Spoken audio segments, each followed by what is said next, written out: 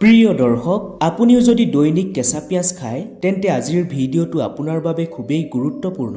ভিডিঅ'টোত আপোনাৰ বাবে আমি এনে কিছু তথ্য আগবঢ়াব খুজিছো যি তথ্য আপোনাৰ স্বাস্থ্যৰ বাবে অতি লাভজনক হ'বলৈ গৈ আছে। কেঁচা পিয়াজ খালে ই আপোনাৰ শৰীৰৰ কোন কোন অংগত কেনেধৰণৰ প্ৰভাৱ পেলাব পাৰে সেই কথা আপোনাক অতি সহজ সৰল ভাষাৰে বিস্তাৰিতভাৱে আজি বুজাই দিয়াৰ প্ৰয়াস কৰিম। কিদৰে কেঁচা পিয়াজ খালে পিয়াজৰ ভিতৰত থকা লাভজনক উপাদানসমূহ আপোনাৰ শৰীৰে ভালদৰে লাভ কৰিব পাৰিব।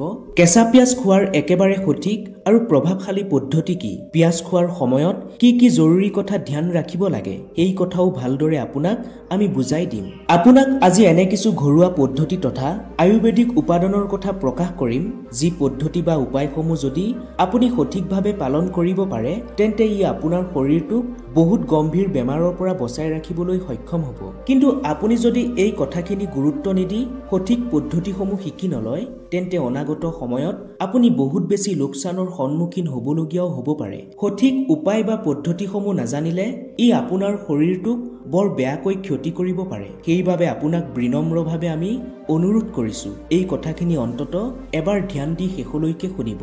প্ৰিয় দৰ্শক, পিয়াজ একেবাৰে সহজলভ্য হ'লেও ই আমাৰ শৰীৰৰ বাবে এবিধ খুবেই বিশেষ চব্জি বুলি কোৱা হৈছে। পিয়াজ এটা এনেকুৱা বস্তু যিটো আমিষ বা নিৰামিষ দুই ধৰণৰ ভোজনতে ব্যৱহাৰ কৰা হয়। যিকোনো ব্যঞ্জনৰ লগত পিয়াজ ব্যৱহাৰ কৰিলে ই তাৰ সোৱাদ দুগুণে বৃদ্ধি কৰে। কিন্তু পিয়াজ কেৱল সোৱাদৰ বাবেই নহয়, ইয়াৰ ভিতৰত থকা চমৎকাৰী ঔষধি গুণসমূহৰ বাবেও খোৱাটো জৰুৰী। পিয়াজে আমাৰ শৰীৰটোক ভিতৰৰ পৰা শক্তিশালী কৰে আৰু বহুত ডাঙৰ ডাঙৰ বেমাৰৰ পৰা আমাৰ শৰীৰটোক বচাই ৰাখে। বিশেষকৈ গৰমৰ দিনত যদি কোনো ব্যক্তিয়ে নিয়মিতভাৱে পিয়াজ খায় তেন্তে সেই ব্যক্তিৰ হিট ষ্ট্ৰক হোৱাৰ সম্ভাৱনা একেবাৰে নোহোৱা হৈ পৰে। বৈজ্ঞানিকভাৱে প্ৰমাণিত তথ্য অনুসৰি পিয়াজে গৰমৰ পৰা বচাই ৰখাই নহয়, ই আমাক ডায়েবেটিছ, হাৰ্ট এটেক আৰু কেঞ্চাৰৰ দৰে মাৰাত্মক বেমাৰৰ পৰাও বচাই ৰাখে। আপোনাক এইবাৰ পিয়াজৰ সৈতে জড়িত এনে কিছু আয়ুৰ্বেদিক চমৎকাৰী তথ্য আগবঢ়াব খুজিছো যিবোৰ কথা হয়তো ইয়াৰ পূৰ্বে আপুনি কেতিয়াও জনা নাছিল। পিয়াজ খোৱাৰ সঠিক পদ্ধতি কি, পিয়াজ খোৱাৰ সময়ত কি জৰুৰী কথা ধ্যান ৰাখিব লাগে, ভুলভাৱে পিয়াজ খালে কেনেধৰণৰ ক্ষতি হোৱাৰ সম্ভাৱনা থাকে এই কথা জনাটো আপোনাৰ স্বাস্থ্যৰ বাবে খুবেই জৰুৰী। আপোনাক এইবাৰ পিয়াজৰ সৈতে জড়িত এনে কিছু আয়ুৰ্বেদিক চমৎকাৰী তথ্য আগবঢ়াব খুজিছো যিবোৰ কথা হয়তো ইয়াৰ পূৰ্বে আপুনি কেতিয়াও জনা নাছিল। পিয়াজ খোৱাৰ সঠিক পদ্ধতি কি, পিয়াজ খোৱাৰ সময়ত কি জৰুৰী কথা ধ্যান ৰাখিব লাগে, ভুলভাৱে পিয়াজ খালে কেনেধৰণৰ ক্ষতি হোৱাৰ সম্ভাৱনা থাকে এই কথা জনাটো আপোনাৰ স্বাস্থ্যৰ বাবে খুবেই জৰুৰী। প্ৰিয় দৰ্শক, আপুনি যদি আপোনাৰ হাৰ্ট বা হৃদযন্ত্ৰটোক লৈ চিন্তিত হৈ আছে, হাৰ্ট এটেকৰ দৰে ভয়ানক পৰিস্থিতিৰ পৰা নিজকে বচাই ৰাখিব বিচাৰে তেন্তে আজিৰ পৰাই আপুনি নিজৰ খাদ্যৰ তালিকাত কেঁচা পিয়াজ অন্তৰ্ভুক্ত কৰি লওক। বিশেষকৈ চালাডৰ ৰূপত কেঁচা পিয়াজ সদায় খাবলৈ আৰম্ভ কৰি দিয়ক।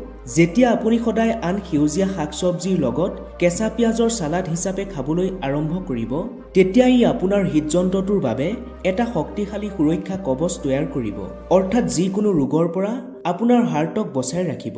বহু ডাঙৰ ডাঙৰ মেডিকেল ষ্টাডি আৰু গৱেষণাত হাৰ্টৰ বাবে পিয়াজ খুবেই উপকাৰী উপাদান বুলি প্ৰমাণিত হৈছে। পিয়াজৰ ভিতৰত এনে কিছু উপাদান পোৱা যায় যিসমূহে আমাৰ তেজ পাতল কৰাত সহায় কৰে, যাৰ ফলত হাৰ্টত পৰিব পৰা হেঁচা কম হৈ পৰে আৰু হাৰ্ট এটেকৰ সম্ভাৱনা কমি আহে। ইয়াৰ উপৰিও পিয়াজে ব্লাড চুগাৰকো নিয়ন্ত্ৰণত ৰাখে কাৰণ পিয়াজত ছালফাৰ কম্পাউণ্ড মজুত থাকে। পিয়াজত থকা এই ছালফাৰ কম্পাউণ্ডে শৰীৰত চুগাৰ লেভেল সন্তুলন কৰি ৰাখে। যদি আপুনি দীৰ্ঘদিনৰ পৰা পাচনতন্ত্ৰৰ সৈতে জড়িত কিবা সমস্যাৰ সন্মুখীন হৈ থাকে যেনে গেছ, কোষ্ঠকাঠিন্য নাইবা পেটৰ বিষৰ দৰে সমস্যাই যদি আপোনাক মাজে মাজে অশান্তি দি থাকে তেন্তে কেঁচা পিয়াজ আপোনাৰ বাবে এটা সহজলভ্য তথা লাভজনক ঘৰুৱা দৰৱ বুলি ধৰি ল'ব পাৰে। পিয়াজত কিছুমান প্ৰাকৃতিক ফাইটোকেমিকেল মজুত থাকে যিবোৰে আমাৰ ইমিউন ছিষ্টেম অৰ্থাৎ বেমাৰৰ সৈতে যুঁজ দিয়াৰ ক্ষমতা বৃদ্ধি কৰাত সহায় কৰে। লগতে পিয়াজে শৰীৰত ভিটামিন চিৰ মাত্ৰা বঢ়াই দিয়ে যাৰ দ্বাৰা কাহ, চৰ্দি, কফ আদি ধৰণৰ বেমাৰৰ পৰাও ই আমাক বাচি থকাত সহায় কৰে। পিয়াজ খালে শৰীৰৰ ৰোগ প্ৰতিৰোধী ক্ষমতা অৰ্থাৎ ইমিউনিটি শক্তিশালী হয়, ফলত ভাইৰাছ, বেক্টেৰিয়া তথা বাহিৰৰ হানিকাৰক বস্তুবোৰৰ পৰা আমি সুৰক্ষিত হৈ থাকিব পাৰোঁ। পিয়াজত অলিক ফ্লুক'জ নামৰ এবিধ বিশেষ ফাইবাৰ থাকে। এই ফাইবাৰে পেটৰ ভিতৰত থকা প্ৰয়োজনীয় তথা ভাল বেক্টেৰিয়াৰ সংখ্যা বৃদ্ধি কৰাত সহায় কৰে। ইয়াৰ ফলত আমাৰ পাচন ক্ৰিয়া বহুত ভাল হৈ পৰে আৰু কোষ্ঠকাঠিন্যৰ দৰে সমস্যাবোৰ দূৰ হৈ পৰে। ইয়াৰ উপৰিও পিঁয়াজত ক্ৰোমিয়াম নামৰ এবিধ বিশেষ গুৰুত্বপূৰ্ণ উপাদান পোৱা যায়। এই ক্ৰোমিয়াম নামৰ উপাদানে আমাৰ ছুগাৰ লেভেল কণ্ট্ৰোল কৰে আৰু শৰীৰত ব্লাড চাৰ্কুলেশ্যন উন্নত কৰি তোলে। ইয়াৰ ফলত শৰীৰৰ প্ৰতিটো কোষ তথা মাংসপেশীয়ে প্ৰয়োজনীয় পুষ্টি আৰু শক্তি নিয়মিতভাৱে লাভ কৰি থাকে। যিসকল লোকৰ হাড় দুৰ্বল বা যাৰ গাঁঠিৰ বিষ, পিঠিৰ বিষ আদি সমস্যা আছে, তেওঁলোকৰ বাবে পিঁয়াজ খুবেই উপকাৰী উপাদান। আপুনি যদি কেঁচা পিঁয়াজ কাটি তাৰ ৰস উলিয়াই তাত অলপ পৰিমাণৰ সৰিয়হৰ তেল মিহলি কৰি বিষ হোৱাৰ স্থানত সদায় মালিচ কৰে, তেন্তে 2 মাহৰ ভিতৰত আপোনাৰ এনেধৰণৰ সমস্যা বহু পৰিমাণে কমি আহিব। এইটো কোনো নতুন পদ্ধতি নহয়, পুৰণি দিনৰ পৰাই এই পদ্ধতি চলি আহিছে আৰু এই পদ্ধতি সঠিক ৰূপত প্ৰয়োগ কৰি বহু লোক উপকৃতও হৈছে। আপুনি যদি কেঁচা পিঁয়াজৰ বাকলি গুচাই লৈ তাৰ পৰা ৰস উলিয়াই লয় আৰু সেই ৰসত অকণমান নিমখ মিহলি কৰি যদি আপোনাৰ দাঁতৰ আলত আঙুলিৰে লাহে লাহে সদায় লগায়, তেন্তে এই উপায়ে আপোনাৰ দাঁতৰ বিষ, দাঁতৰ আলুৰ বিষ আদি সকলো সমস্যা বহু পৰিমাণে কমাই দিব। এই ঘৰুৱা উপায়টোৰ দ্বাৰা দাঁতৰ আলু শক্তিশালী হয়। বয়স বাঢ়ি যোৱাৰ লগে লগে মানুহৰ দৃষ্টিশক্তি দুৰ্বল হৈ গৈ থাকে। বয়সৰ সমানে চকুৰ ৰশ্মি কমি গৈ থাকে।